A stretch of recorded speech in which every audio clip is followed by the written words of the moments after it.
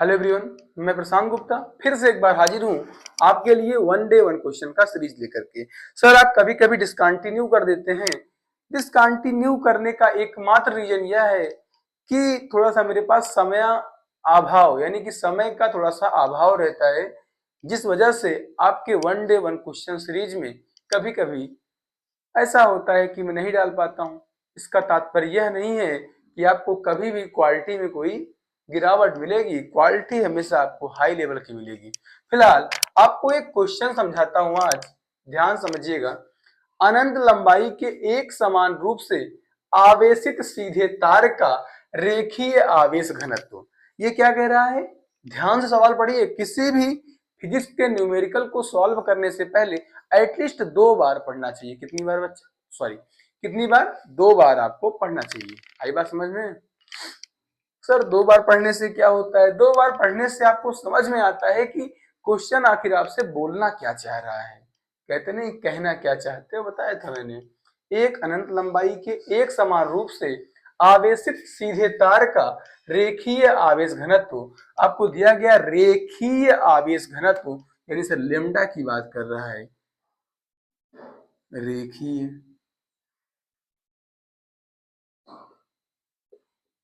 आवेश घनत्व, ये हम लोग क्या कर रहे हैं? इसको सॉल्व कर रहे हैं। लिखते हैं, दिया है आपको क्या क्या क्वेश्चन में दिया है। रेखीय आवेश घनत्व कितना? लेमडा बराबर आपको दिया है 10 की पावर 10 मल्टीप्लाई 10 की पावर -3 कूलाम प्रति मीटर। किसी कोई समस्या? जो क्वेश्चन में आपको दिया जाए सिंपल सा आप उससे क्या किया करिए? छाप लिया करिए। क्या ही करना है। अब सर क्या दिया गया है? तार से 2 सेंटीमीटर दूरी पर वैद्युत क्षेत्र की तीव्रता ज्ञात करनी है। तार से 2 सेंटीमीटर दूरी यानी कि सर दूरी का मतलब होता है कि आर कितना दिया गया है? आर आपको दिया गया 2 सेंटीमीटर। मैंने आपको बताया था कि सेंटीमीटर से मीटर में जाने के लिए यानी कि छोटी यूनिट से जब बड़ी यूनिट में आप जाते हैं, कहां पर? छोटी यूनिट से बड़ी यूनिट में जब आप जाते हैं तो हमेशा सर डिवाइड करते हैं। क्या करते हैं सर? डिवाइड करते हैं। मल्टीप्लाई मत कर देना बच्चा, ठीक है बेटा? मल्टीप्लाई नहीं करना है आपको, आपको हमेशा करना है डिवाइड। सर क्यों करते हैं? क्योंकि आपको छोटे से कहां जाना है? बड़े जगह पर। ठीक, डिवाइड का मतलब आपको जाना किसमें है? मीटर में। तो हम क्या करेंगे? 100 से क्या करेंगे? डिवाइड करेंगे। इसको हम लिख सकते हैं 100 को 2 अपान 10 की पावर 2। सर ये ऊपर जाएगा, ये आएगा 2 मल्टीप्लाई 10 की पावर -2 मीटर। सर इतना समझ में आ गया है। हमसे पूछा है तार से 2 सेंटीमीटर दूरी पर, ये मान लीजिए आपका एक समान आवेशित सीधे तार था। क्या था? इस तार से 2 सेंटीमीटर दूरी पर, कितने? 2 सेंटीमीटर की दूरी पर हमें क्या ज्ञात करना है? वैद्युत क्षेत्र की तीव्रता। ये आपसे पूछा है। क्या कह रहा है? एक क्या कह रहा है सवाल? एक अनंत लंबाई का तार। ये तार किस लंबाई का है? अनंत लंबाई का तार था। ये तार है अनंत लंबाई का तार। इस पे क्या दिया गया आपको? रेखीय आवेश घनत्व यानी इसका जो रेखीय आवेश घनत्व लेमडा था उसके बारे में आपको बताया गया है 10 गुणे 10 घाते -3 कूलाम प्रति मीटर। सर इतना समझ में आ गया। मैंने आपको बताया था गॉस के प्रमेय में जब एक अनंत लंबाई का सीधा तार होता है उसके निकट वैद्युत क्षेत्र की तीव्रता का फार्मूला आपको सिखाया गया था। क्या सिखाया था मैंने? अनंत लंबाई का जब एक सीधा तार होता है उसके पास में वैद्युत क्षेत्र की तीव्रता निकालते थे तो सर आपने मुझे सिखाया था E बराबर lambda upon 2 pi epsilon naught R. यही सिखाया था ना सर? आपने मुझे ये बताया था कि 1 upon 2 pi epsilon naught dot lambda upon R. Sir आपने ऐसा सिखाया था। हमने कहा ठीक है कोई बात नहीं। आपसे क्या पूछा है क्वेश्चन में? तीव्रता पूछा है। कहां पर? तार से 2 सेंटीमीटर दूरी पर। आपसे क्या पूछा है? तीव्रता निकाल देते हैं। सर फार्मूला आपका गजब का है, इसमें सारी वैल्यू रखनी पड़ेगी। तो हम क्या करते हैं? इस फार्मूले को थोड़ा सा आसान बनाने के लिए, इस फार्मूले को सर थोड़ा सा आसान बनाने के लिए हम क्या करेंगे? ऊपर और नीचे 2 से मल्टीप्लाई और 2 से डिवाइड कर देंगे। सेम 2 से ऊपर 2 से नीचे। ठीक, अब फार्मूला क्या आ गया सर?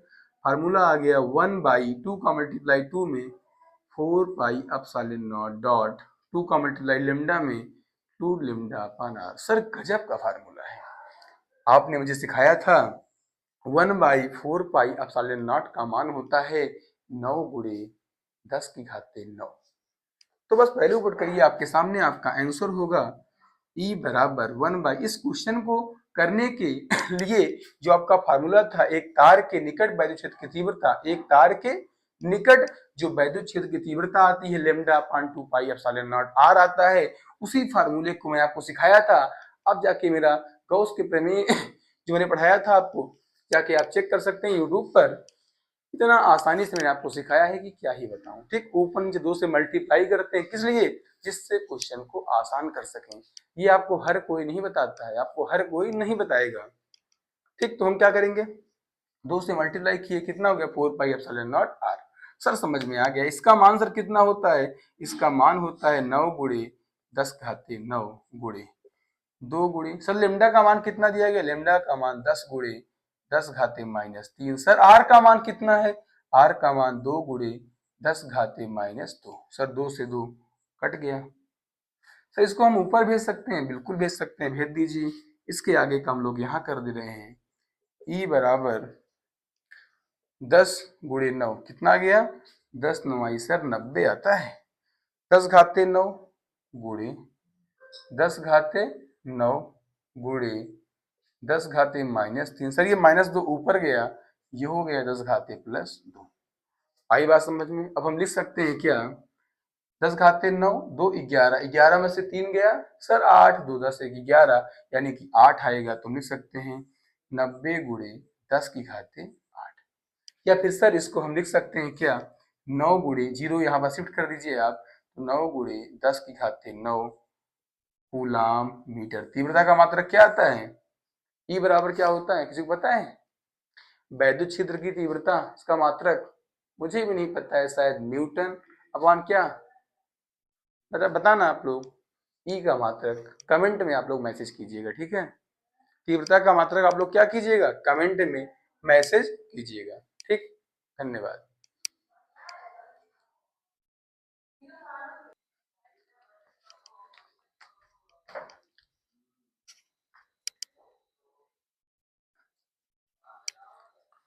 अभी तक हमने क्या सीखा था? फिजिक्स के एक शानदार क्वेश्चन को हमने अच्छे तरीके से समझा है। सर आपने क्या समझा है? हमने समझा है फिजिक्स के क्वेश्चंस को कैसे करते हैं। एक बेहतरीन क्वेश्चन को एक अच्छे तरीके से मैंने आपको समझाने का प्रयास किया है। अब हम लोग चलते हैं केमिस्ट्री के लाजवाब क्वेश्चन पर। सर ठीक है, लाजवाब तो आपने बोल दिया, हम कैसे मान लें कि लाजवाब है? सर 6 ग्राम यूरिया को 200 ग्राम जल में घोलने पर जल के क्वथनांक में उन्नयन की गणना कीजिए। जल के लिए मोलल उन्नयन स्थिरांक का मान 0.52 केल्विन किलोग्राम मोल इनवर्स है। सर इतना समझ में आ गया है? जब इतना आपके समझ में आ गया है, क्योंकि ये क्वेश्चन है किसका? मोलल सॉरी किसका है? क्वथनांक के उन्नयन की। सर क्वथनांक का उन्नयन होता क्या है?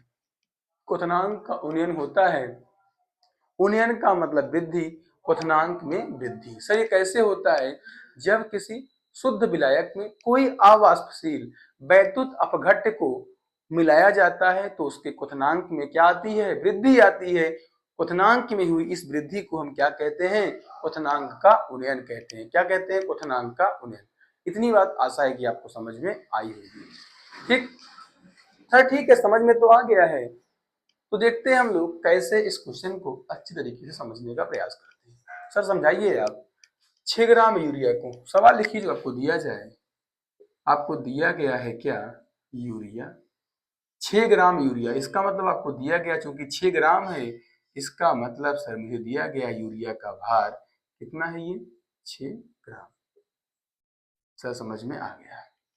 6 ग्राम यूरिया को 200 ग्राम जल में, सर जल का भी भार दिया गया है। जल का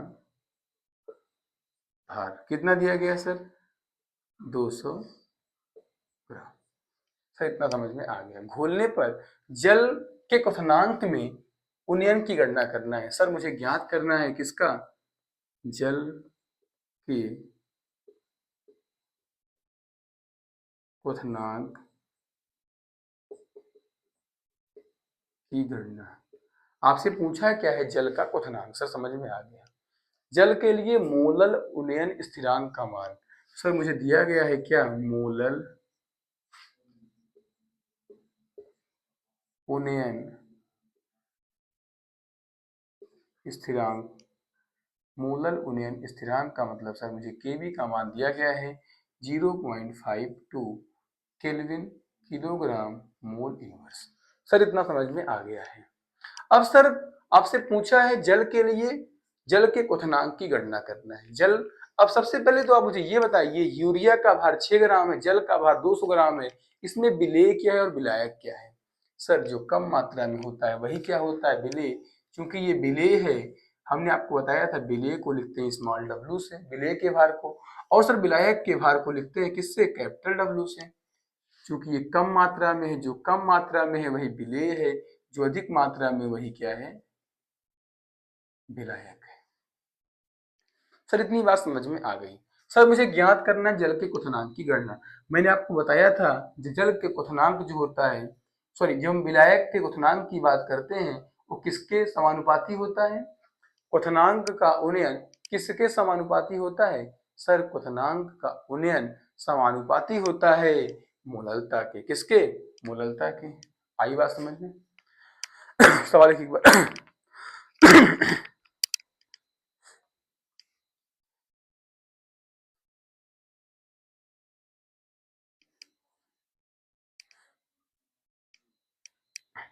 किसके बराबर होता है? क्वथनांक के उन्नयन की। सर क्वथनांक के उन्नयन को लिखते किससे हैं?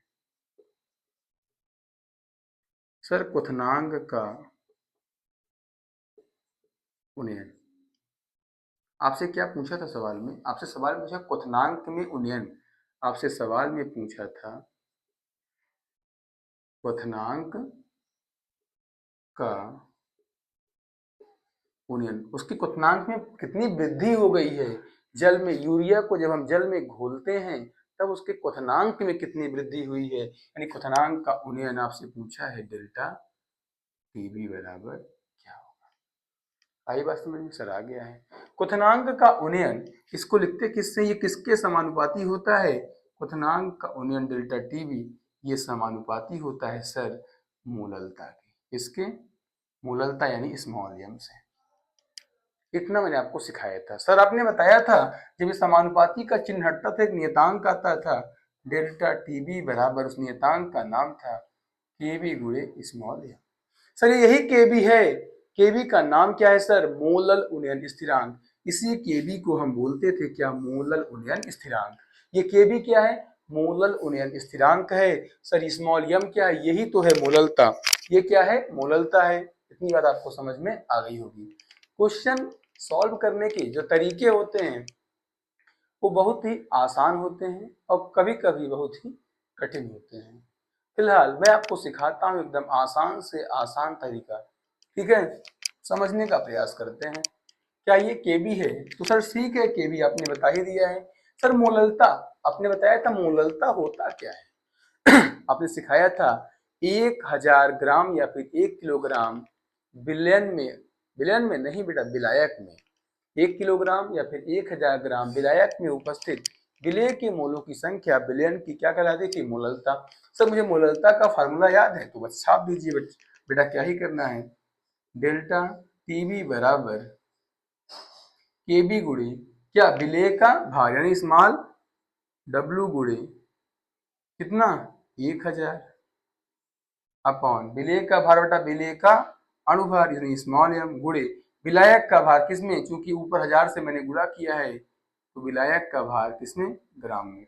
अगर आप मोललता को अच्छे से पढ़ना चाहते हैं तो मेरे वीडियो में आप जाइएगा, सर्च कीजिएगा मोललता बाई प्रशांत गुप्ता सर, तुरंत आपके लिए आ जाएगा, आप वहां से अच्छे से पढ़ लीजिएगा। तो ये फार्मूला है आपके पास, इसी फार्मूले में आपको रखिए वैल्यू, आपका आंसर आपके सामने होगा। सर रख के दिखा दीजिए। स्मॉल एम क्या है? स्मॉल एम है विलेय का अणुभार, विलेय का अणुभार। सर के भी पता है, ये क्या है? डब्ल्यू, कैपिटल डब्ल्यू है। विलायक का भार क्या है? ये है विलायक का भार। सर स्मॉल डब्ल्यू बताया था विलेय का भार है, के भी मोलल उन्नयन स्थिरांक है। बस इसी वैल्यू में हम लोग क्या करेंगे? अब क्वेश्चन को पुट करेंगे, आपका आंसर आपके सामने होगा।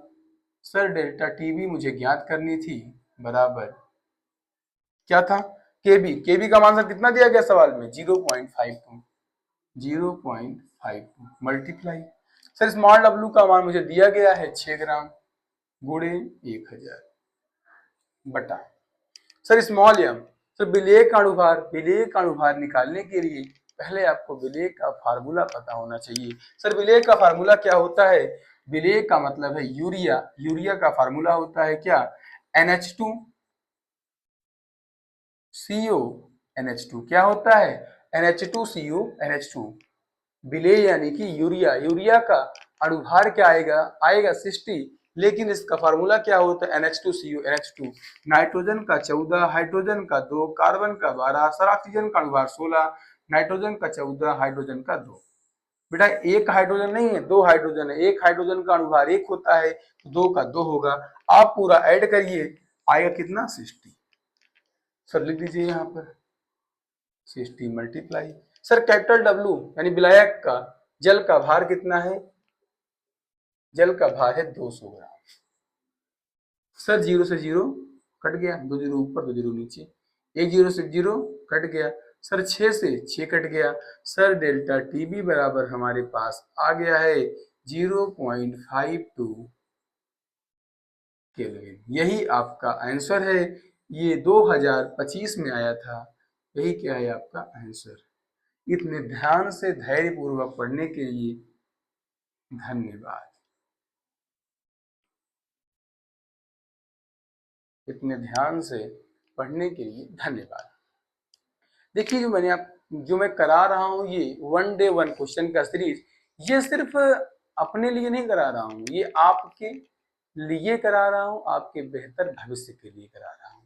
वो कहते हैं ना सर, क्या कहते हैं, जैसे अगर आपको सूरज की तरह प्रकाशित होना है तो सबसे पहले आपको सूरज की तरह जलना पड़ेगा, सबसे पहले सूरज की तरह आपको जलना पड़ेगा। वो कहते नहीं हैं कि मन पछतई है अवसर बीते, इसका मतलब क्या होता है, इसका मतलब ये होता है कि जब समय बीत जाता है तो बाद में पछताने का कोई मतलब नहीं होता है।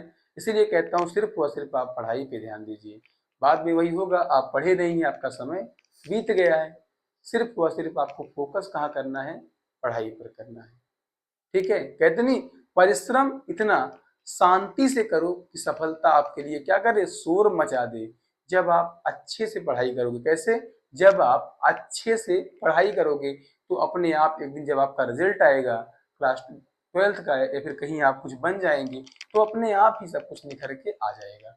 आज के लिए इतना ही, धन्यवाद, गुड लक, बाय बाय।